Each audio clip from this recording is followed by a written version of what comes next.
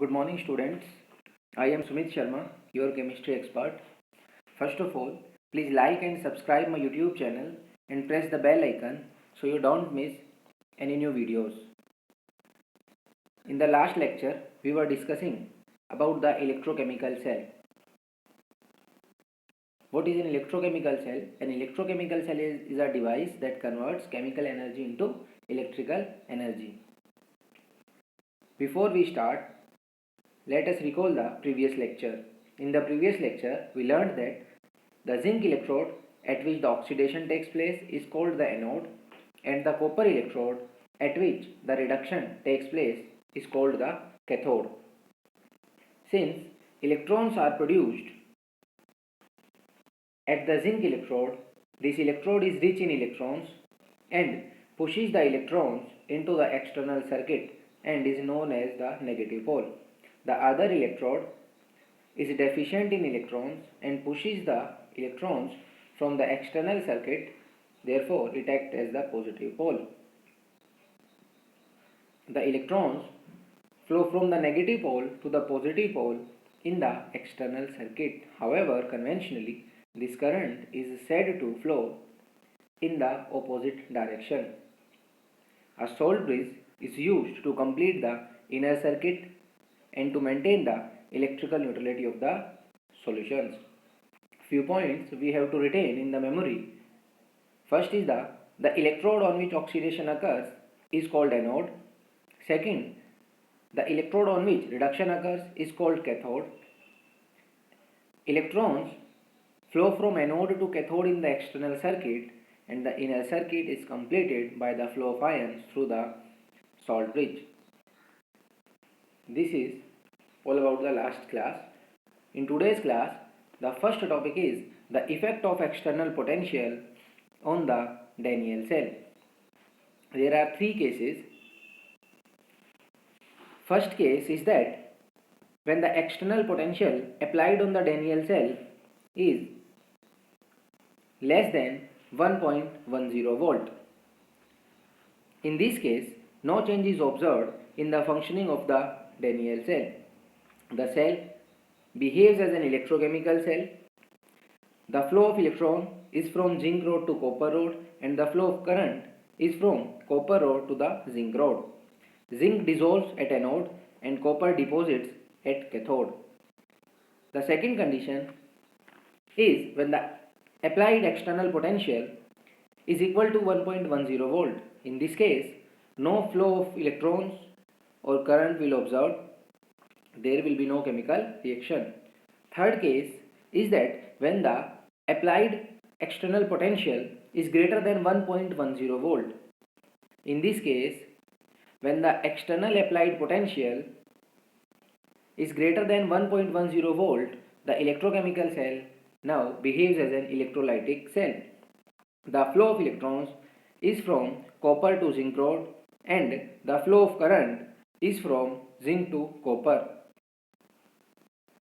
Zinc is deposited at the zinc electrode and copper dissolves at the copper electrodes. So three observations are: the first is when the external potential is less than 1.10 volt, the cell behaves as an electrochemical cell.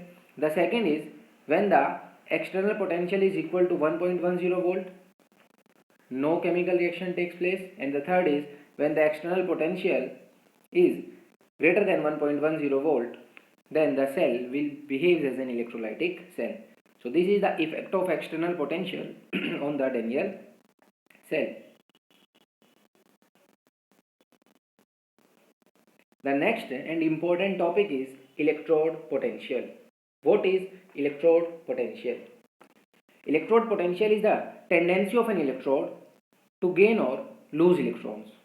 The tendency of an electrode to gain electron is called reduction potential, and the tendency of an electrode to lose electrons is called oxidation potential.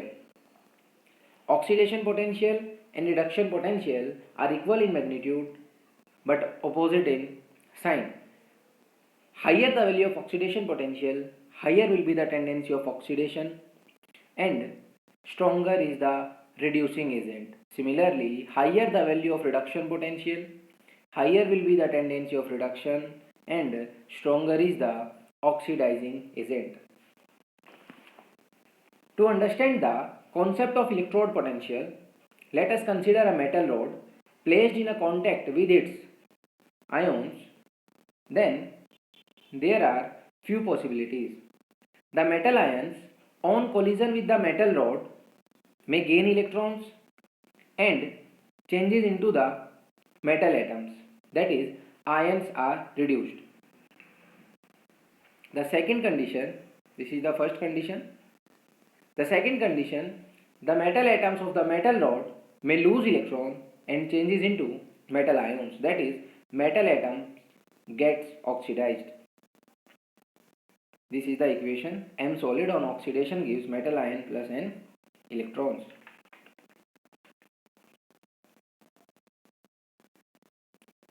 The electric potential difference set up between the metal and its ions in the solution is called the electrode potential. The electrode potential is further termed as oxidation potential if oxidation takes place at the electrode with respect to SHE, that is the standard hydrogen electrode, and is called reduction potential if reduction takes place at the electrode with respect to standard hydrogen electrode. Now, the important topic is the measurement of the electrode potential. The absolute value of electrode potential of a single electrode cannot be determined because oxidation half cell or reduction half cell cannot take place alone. It can only be measured by using some electrode as the reference electrode. The reference electrode used is the standard hydrogen electrode. In the standard hydrogen gas electrode, hydrogen gas at 1 bar pressure is passed into 1 molar HCl at 298 Kelvin, in which a foil of platinum coated with platinum black, that is finally divided platinum, remains immersed. It simply acts as an inert electrode through which inflow or outflow of electrons takes place. The electrode potential of the standard hydrogen electrode is taken as 0 at 298 Kelvin temperature. To determine the electrode potential of an electrode, a cell is set up using this electrode as one of the electrodes and the second electrode is the standard hydrogen electrode. The EMF of the cell is measured as the EMF of the cell is the sum of the oxidation potential of the electrode and the reduction potential of the electrode. And one of the electrodes involved is the standard hydrogen electrode, for which the electrode potential is taken as 0. EMF of the cell will directly give the electrode potential of the electrode under the investigation. What are the characteristics of the electrode potential? First is the both oxidation and reduction potentials are equal in magnitude but opposite in sign. Second is it is not a thermodynamic property, so values of electrode potential are not additive. What is the standard electrode potential? It may be defined as the electrode potential of an electrode determined relative to the standard hydrogen electrode under the standard condition, or simply we can say that when the potential of an electrode is measured under standard conditions with respect to standard hydrogen electrodes. And a question arises, what are these standard conditions? What are the standard conditions? The standard conditions are 1 molar concentration of each ion in the solution. The second is a temperature of 298 Kelvin, and third is the 1 bar pressure for each gas. 1 bar pressure for each gas. These are the standard conditions. And the electrode potential of standard hydrogen electrode is 0. It is very important. The next topic is cell potential or EMF of a cell. As we know, an electrochemical cell is made up of 2 electrodes, that is 2 half cells. One of these electrodes must have a higher electrode potential, that is higher tendency to lose electron than the other electrode.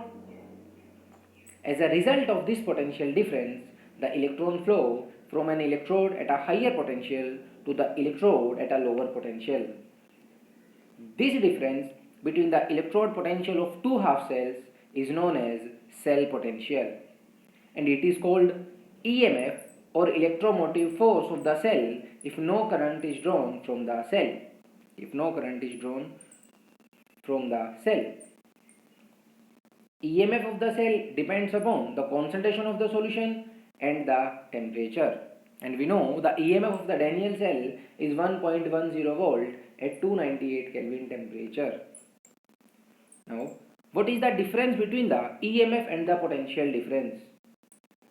EMF is the potential difference between the two electrodes of the cell, while the potential difference is the difference between the electrode potential of the two electrodes under any condition. EMF is the maximum voltage obtained from the cell.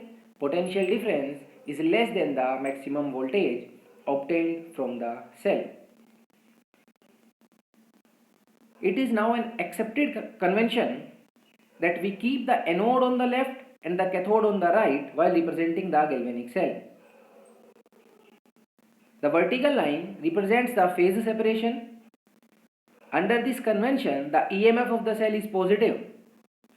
That means for a reaction to be spontaneous, the EMF should be positive.